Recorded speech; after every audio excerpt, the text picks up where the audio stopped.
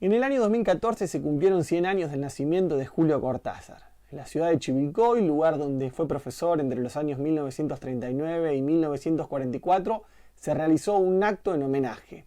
Tuvo lugar en la Escuela Normal, que donde fue allí donde él ofició como profesor de distintas materias.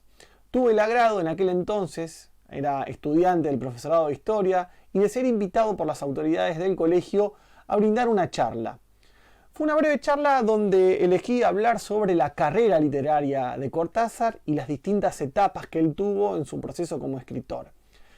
Aquella breve charla estuvo basada en el capítulo 1 del libro Charlas, acá de clases de literatura, en Berkeley, que por aquel entonces recién había aparecido este libro, y el capítulo 1 se titula Los caminos del escritor, donde él va desandando los distintos momentos que tuvo a lo largo de su carrera, comenzando desde sus primeros cuentos hasta su presente por 1980.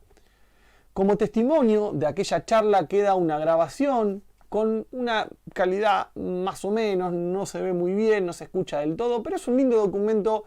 que precisa lo que fue en aquel momento, aquel acto que tuvo la presencia de la comunidad educativa de la escuela, el pueblo de Chivilcoy y también la presencia de Adelina de Mati, madre de Plaza de Mayo, que fue alumna de Julio Cortázar en aquella institución.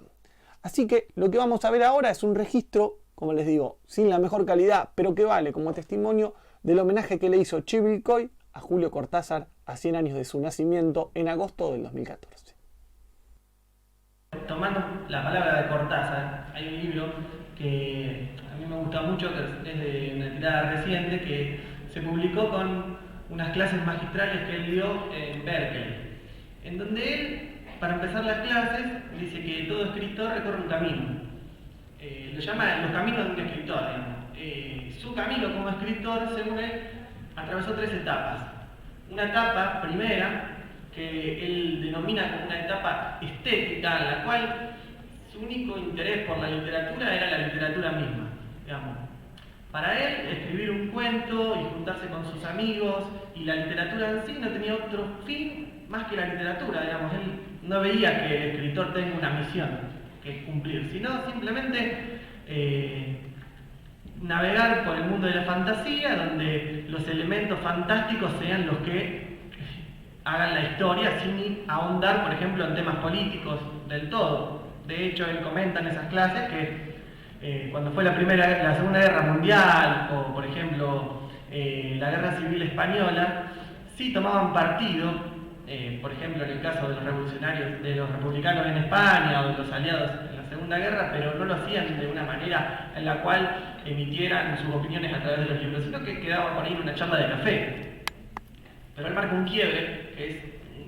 por ahí un avance hacia una segunda etapa, lo cual no es una cosa que fue lineal, sino que fue un proceso evolutivo que fue sufriendo su persona, en la cual el viaje a Francia le marca un quiebre, en el cual esa literatura donde lo que buscaba, digamos, era la importancia del marco fantástico, donde los personajes, digamos, estén al servicio de lo fantástico, va a sufrir un cambio. Ahora van a ser los personajes los protagonistas de la historia, no ya el marco y lo fantástico que hay, sino ellos mismos, los personajes, digamos, su personalidad, sus dilemas que van a empezar a proyectarse, que eso lo vemos muy bien por ahí en Rayuela, digamos, donde hay un personaje que se pregunta por sus propios problemas, sus propias miserias, sus propios destinos, digamos. Eso es un cambio rotundo que se da, que él dice que sobre todo se da cuando va a Francia. Y acá es cuando yo pienso, digamos, yo a veces me imagino en ese Cortázar que estaba acá en Chivilcoy, que estaba encerrado en su pieza, escribiendo, tipeando con la máquina y leyendo las cartas que él escribió en la época en que vivía acá, que él describe a Chivilcoy como un pueblo muy monótono, muy pacato, muy chato, digamos. Esas meditaciones que él habrá tenido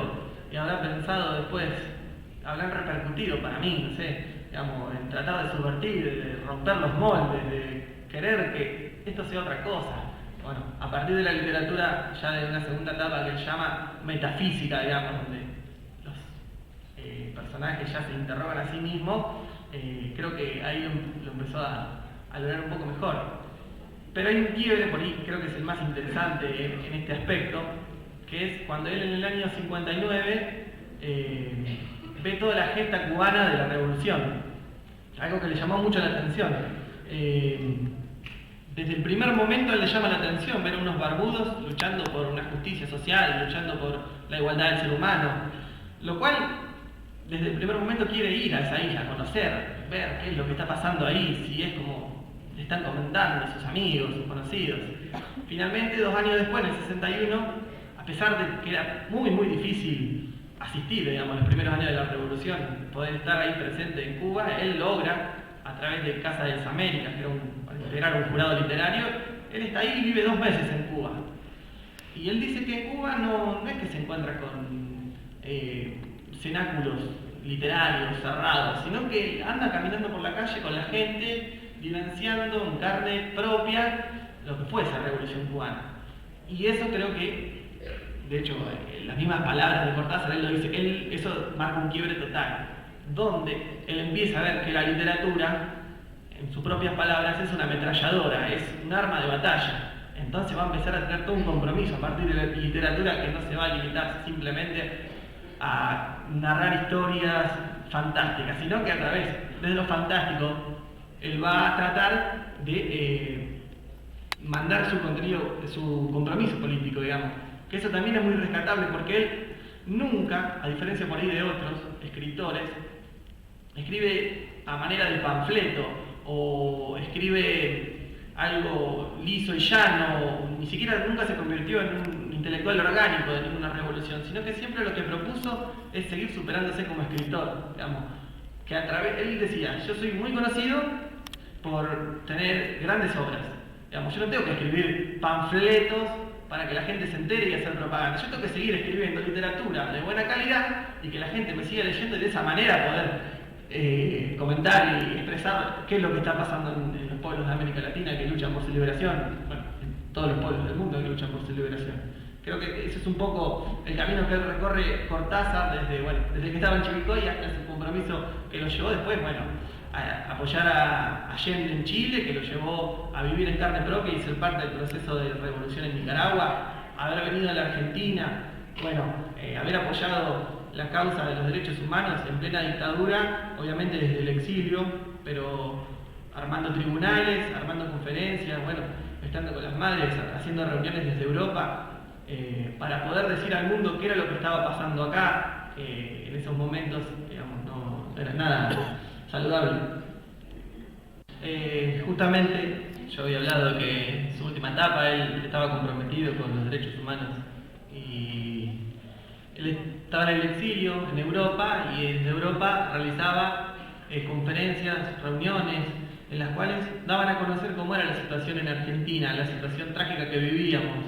terrorífica de 30.000 desaparecidos, de asesinatos, lo que ya todos sabemos. Y él desde esa postura escribía algunos textos. Por ejemplo, el que voy a leer ahora, que se llama Negación del Olvido, es un fragmento,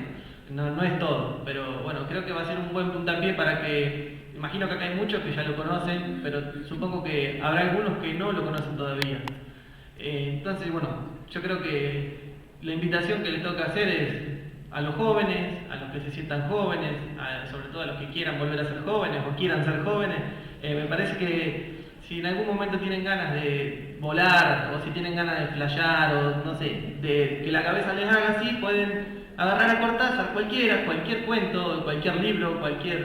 lo que haya dando vueltas, que a alguno de todos seguro le va a hacer así la cabeza. Eso es lo que tiene Cortázar, que no sé si lo tienen muchos, creo que no. Y bueno, este texto dice así, es el último párrafo de Negación del Olvido.